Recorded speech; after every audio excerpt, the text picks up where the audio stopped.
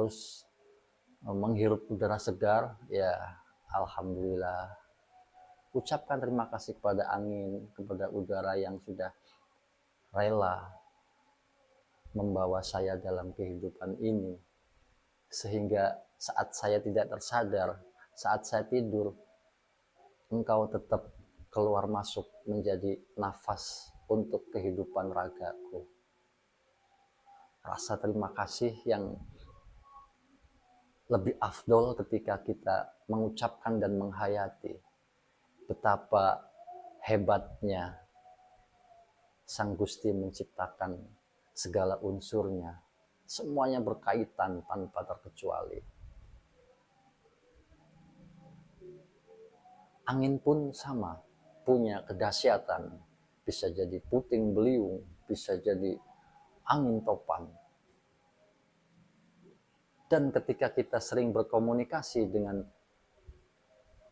udara atau angin, itu pun kalau kita sudah benar-benar menghayati, sudah menyatu bahwa angin itu, udara itu adalah sahabat saya juga, maka suatu hari nanti ketika angin ingin bertiup kencang, itu seolah-olah memberitahu kita, ya kalau bahasa kita, saya mau lewat dulu ya, tapi agak kenceng. Ya, kalaupun ada yang kena sambaran saya, mohon maaf, misalkan begitu. Itu bahasa, tapi bahasanya nggak full begitu ya. Hanya bisa dipahami oleh batin kita. Makanya bukalah mata batinmu dengan cara seperti ini. Berdialoglah dengan semua ciptaan Tuhan. Mereka hidup kok. Nggak mustahil.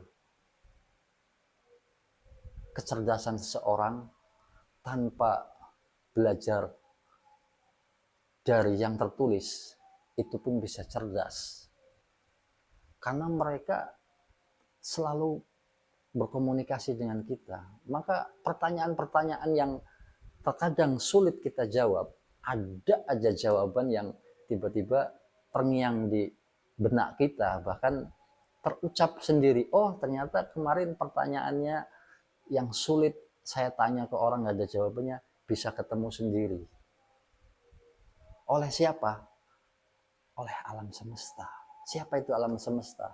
Termasuk diri kita sendiri. 4 elemen itu yang ada pada dalam diri kita. Dan yang keempat, unsur tanah atau bumi.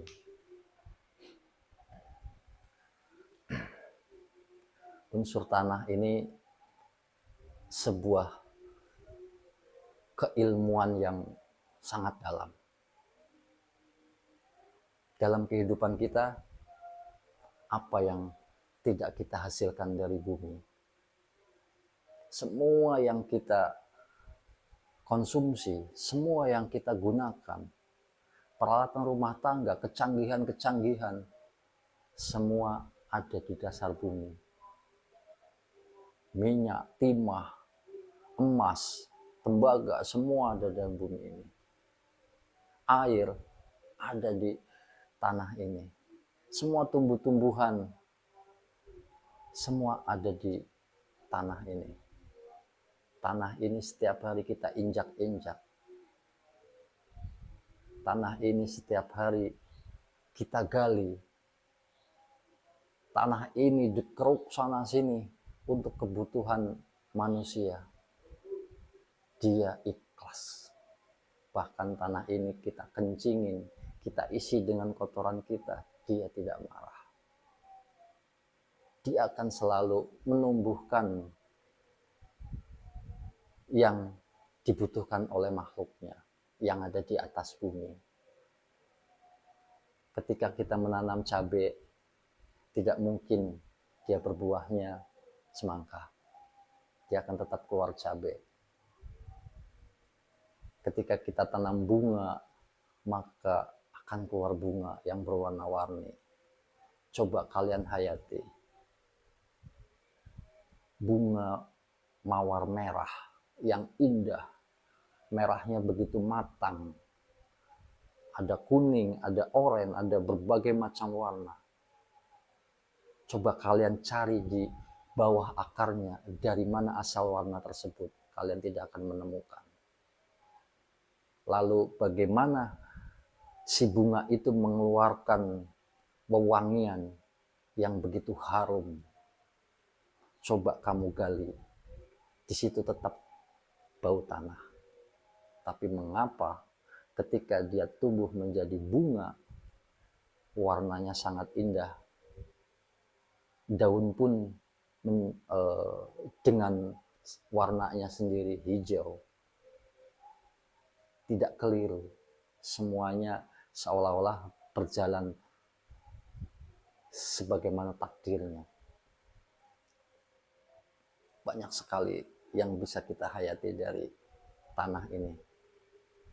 Bahkan pepatah yang mengatakan jadilah seperti padi, keilmuan padi semakin berisi semakin merunduk. Betul, itu sangat betul. Tetapi ada yang lebih dahsyat. Siapa yang menumbuhkan padi? Tanah. Dia begitu ikhlas. Dia tidak butuh untuk dikenang atau dipuji. Tidak butuh menjadikan satu ibarat untuk makhluknya. Dia akan tetap tanah yang menumbuhkan kebutuhan makhluk di atasnya. Baik itu hewan, manusia, dan lain sebagainya. Bahkan air pun tidak bisa berjalan kalau tidak ada tanah. Udara pun sama, api pun sama. Semuanya ada di atas tanah.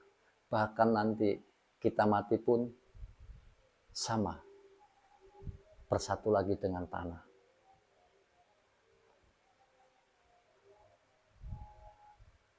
Sungguh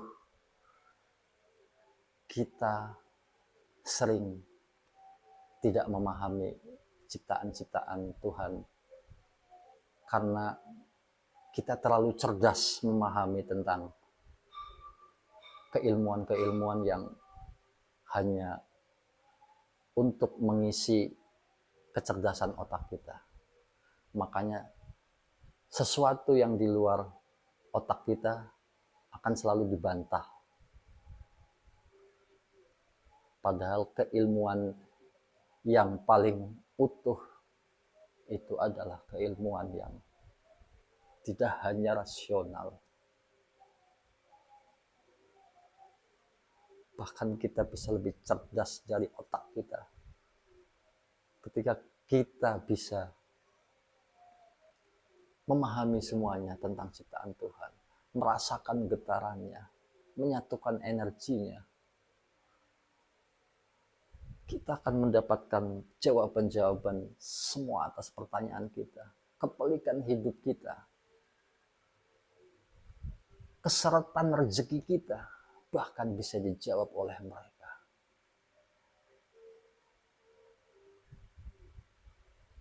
Bagaimana hubungannya dengan logika? Jangan terlalu banyak melogikakan sesuatu yang tidak logika. Itulah yang menjadi hijab kita. Kita boleh cerdas secerdas-cerdasnya, tapi kecerdasan itu jangan sampai menghijab kita bahwa ada ranah batin yang tidak bisa diolah sama otak kita, melainkan dengan batin kita. Mengapa saya bisa bicara seperti ini? Karena saya melakukan, bukan katanya. Saya bukan orang berpendidikan. Saya tidak punya ilmu akademis. Saya hanya bercengkrama dengan alam semesta. Di situ ketentraman hidup kita. Ketika kita memahami 4 unsur yang ada pada dalam diri kita. Lalu yang terakhir adalah pancernya. Pancernya adalah dirimu sendiri dan Tuhanmu.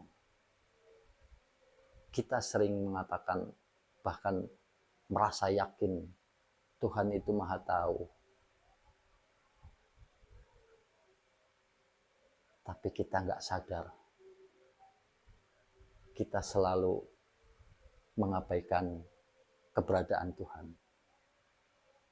Apakah keyakinan kita hanya sebatas yakin dalam ucapan, yakin dalam perbuatan?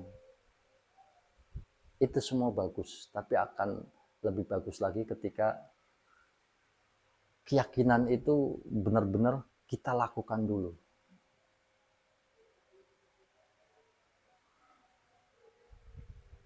Keberadaan Tuhan itu apa? Lalu kita sebagai manusia itu fungsinya apa? Dengan kita sering berdialog dengan diri kita sendiri, dengan alam semesta, itu akan ada jawabannya.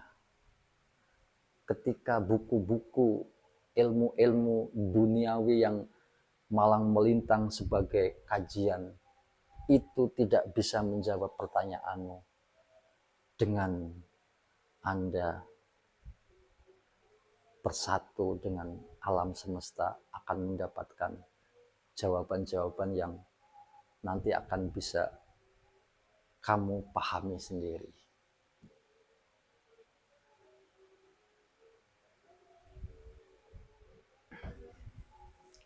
Kita selalu merasa sudah bersyukur. Kita selalu merasa sudah dekat dengan Tuhan. Tapi ternyata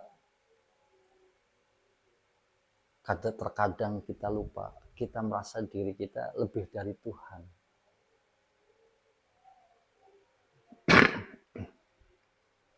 Mengapa demikian? Kita sering mengaku sebagai hamba. Berarti Tuhan kita itu bukan hanya raja, tapi mahadiraja, Tuhan. Hamba kita berarti sangat kecil sekali. Hamba itu abdi. Kita sudah mengaku hamba itu berarti rela mengabdi, apapun yang terjadi kita akan terima. Tapi ternyata tidak. Begitu kita terkena sedikit kecewa, itu sudah mengeluh. Kita kekurangan rezeki sedikit yang bernama uang, itu keluhannya sudah luar biasa. Bahkan padahal itu yang membuat masalah diri kita sendiri. Misalkan kita, ya ini membahas tentang keuangan ya. Kita berhutang sama siapa gitu. Di tengah perjalanan kita tidak bisa membayar. Lalu kita memohon-mohon kepada Tuhan agar bisa melunasi hutang-hutang kita. Lalu kita mencari alternatif ke orang-orang pintar, ke para ustadz untuk bisa membuat pencerahan atau disuruh membaca zikir-zikir tertentu. Itu sangat bagus. Akan tetapi nilai di dalam yang kita lakukan itu sangat disayangkan kalau hanya untuk seperti itu gitu loh. Padahal kamu sendiri, kita sendiri yang membuat satu masalah. Tapi selalu kita menyuruh Tuhan untuk memberi solusi. Iya, memang kita harus selalu meminta kepada Tuhan agar kita tidak dibilang orang yang sombong. Tapi kalau terus-terusan meminta, itu namanya apa coba? Ya, berarti di sini tidak berdoa itu bukan kita sombong, akan tetapi tumbuhkan rasa malu kita kepada Tuhan. Yang seyogyanya apapun yang kita butuhkan dalam raga kita itu terpenuhi tanpa ada negosiasi apapun dari Tuhan.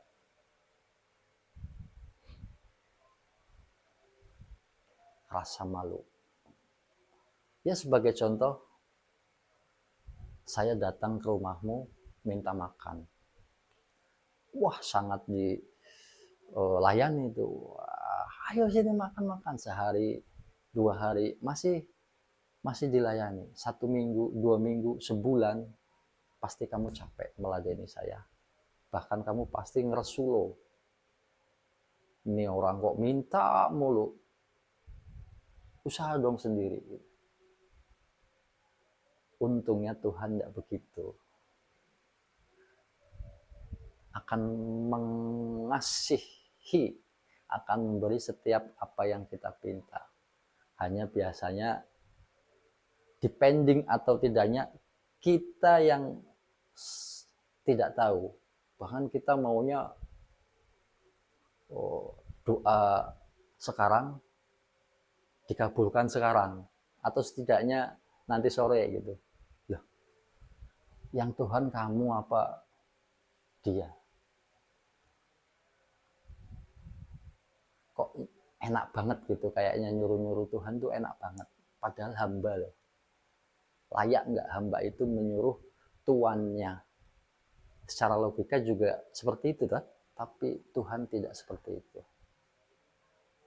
Siapapun yang meminta, sejahat apapun akan dikabulkan. Hanya kitanya terkadang salah persepsi, salah mengartikan. Karena apa? Kita terbentuk kebutuhan yang sebetulnya permasalahannya telah kita buat sendiri. Dan pembahasan ini sangat panjang dan dalam. Nanti akan saya sambung lagi. Semoga bermanfaat. Wassalamualaikum.